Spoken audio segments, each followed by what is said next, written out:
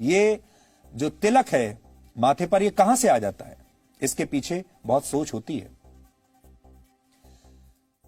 Indian institute of management IIM Rohtak के director professor धीरज शर्मा ने वर्ष 1950 से वर्ष 2010 के बीच, यानी 60 सालों के बीच रिलीज हुई कई हिंदी फिल्मों का अध्ययन किया और इस अध्ययन के नतीजे आज आपको चौंका देंगे। इस अध्ययन में, स्टडी में यह पता चला कि हमारी फिल्मों में सिखों के 74% किरदार ऐसे होते हैं जिनका मजाक उड़ाया जाता है। भ्रष्ट राजनेताओं के 58% किरदार ऐसे होते हैं जिनके सरनेम ये बताते हैं कि वो हिंदू ब्राह्मण हैं या ऊंची जाति के हैं। भ्रष्ट व्यापारियों के 62% किरदारों के नाम वैश्य वर्ण से संबंधित होते हैं। इसके विपरीत 84% फिल्मों में मुसलमान किरदारों को बहुत धार्मिक और ईमानदार दिखाया जाता है। किसी को भी इस बात पर आपत्ति नहीं है कि फिल्मों में मुस्लिम किरदारों को ईमानदार और धार्मिक क्यों दिखाया जाता है। हम ये नहीं कह रहे, वो ईमानदार होते भी हैं, धार्मिक भी होते हैं, सब बातें सही हैं। इसको हम चैलेंज नहीं कर रहे, चुनौती बिल्कुल नहीं दे रहे। हम सब मुस्लिम भाइयों का पूरा सम्मान करते हैं। हमारा जो कहना है वो ये है कि जो अधिकार उन्हें इस देश में मिल रहे हैं वही अधिकार उनके हिंदू भाइयों को भी मिल जाए, बस इतना चाहते हैं। लेकिन फिल्मों के जरिए बहुसंख्यक आबादी को निशाना बनाए जाने पर सवाल जरूर उठने चाहिए। कई मशहूर फिल्मों और वेब सीरीज में नकारात्मक किरदारों को हिंदू नाम के साथ दिखाया जाता है। लोगों के साथ बुरा करने वाले ये किरदार हिंदू हैं। इसे साबित करने के लिए कैसे साबित किया जाता है? इनके माथे पर टीका लगा दिया जाता है।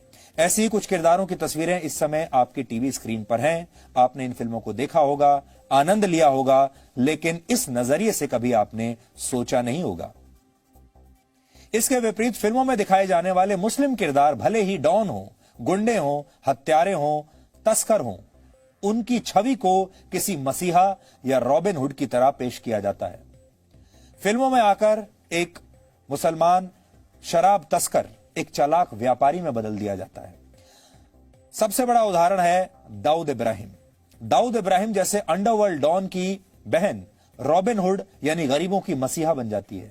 दाऊद इब्राहिम को भी एक डॉन की तरह दिखाया जाता है, पूरे ग्लैमर के साथ दिखाया जाता है। एक गुंडा लोगों की मदद करने वाले व्यक्ति में अचानक से बदल जाता है।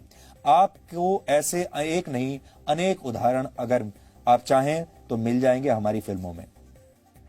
फिल्मों में हिंदू धर्म का मजाक बहुत आसानी से उड़ा दिया जाता है, लेकिन क्रिएटिव फ्रीडम के नाम पर किसी और धर्म के साथ ऐसा करने की हिम्मत किसी प्रोड्यूसर, डायरेक्टर या एक्टर में नहीं होती।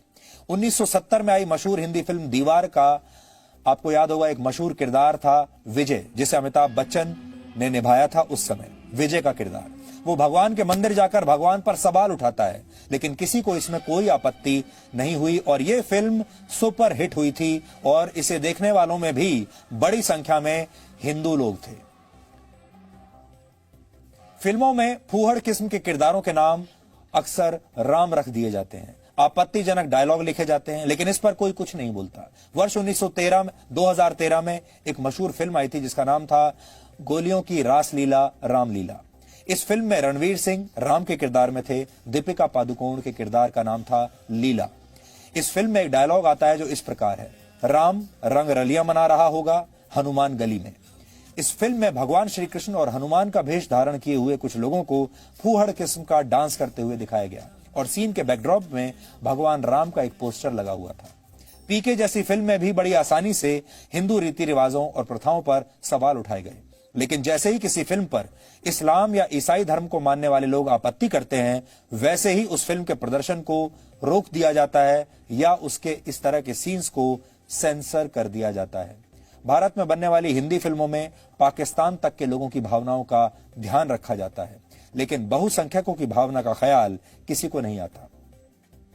IIM रोहतक के डायरेक्टर प्रोफेसर धीरज शर्मा ने इस विषय पर रिसर्च की थी, जिसके बारे में हमने आपको बताया। उन्होंने 20 ऐसी फिल्मों का अध्ययन किया जिनके केंद्र में पाकिस्तान था। इस रिसर्च में पता चला कि 18 फिल्मों में पाकिस्तान के लोगों को दिल का बहुत अच्छा और भारतीयों का स्वागत करने वाला दिखाया गया था, जबकि भारत के लोगों को धार्मिक रूप से कट्टर दिखाया गया था। उदाहरण के लिए मशहूर हिंदी फिल्म बजरंगी भाईजान में हिंदू किरदारों को कट्टरपंथी और संकीर्ण मानसिकता वाला दिखाया गया, जबकि ज्यादातर पाकिस्तानी किरदारों को दिल का साफ सुथरा, अच्छा और खुली सोच वाला दिखाया गया था। पाकिस्तान में हिंदी फिल्में देखने वालों की संख्या 18 करोड़ है, जबकि भारत में जिन बहुसंख्यक हिंदुओं के दम पर फिल्मों को हिट कराया जाता है उनकी संख्या करीब 100 करोड़ है।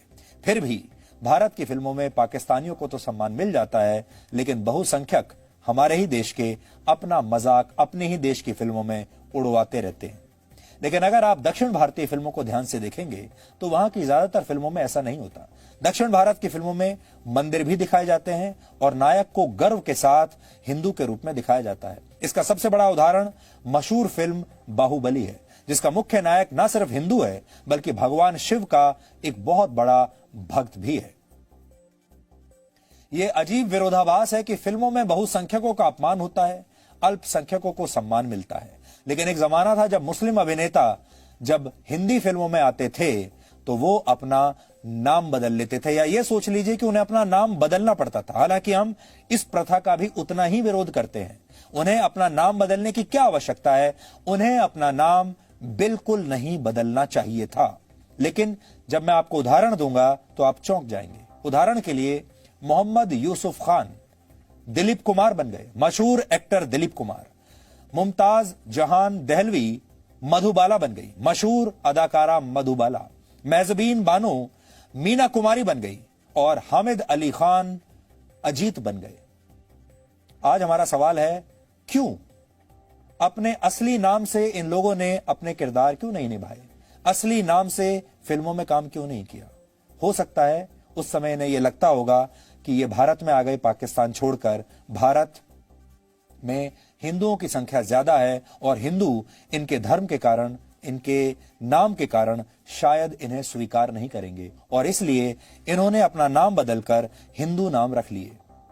लेकिन इनसे आप ये समझ गए होंगे कि फिल्मों और विज्ञापनों के लिए हिंदू सिर्फ एक उपभोक्ता है, कस्टमर है। ऐसा उपभोक्ता जिसकी भावनाओं को ठेस पहुंचाने में कोई एक पल की भी देर नहीं लगाता। अगर आप जमानों में फर्क करें तो आप सोचिए, जब दिलीप कुमार साहब भारत में अपना एक्टिंग का करियर शुरू कर रहे थे तो उन्हें अपना नाम बदलना पड़ा, यूसुफ खान से दिलीप कुमार बनना पड़ा। लेकिन आज के दौर में शाहरुख खान को ऐसा नहीं करना पड़ा, आमिर खान को ऐसा कुछ नहीं करना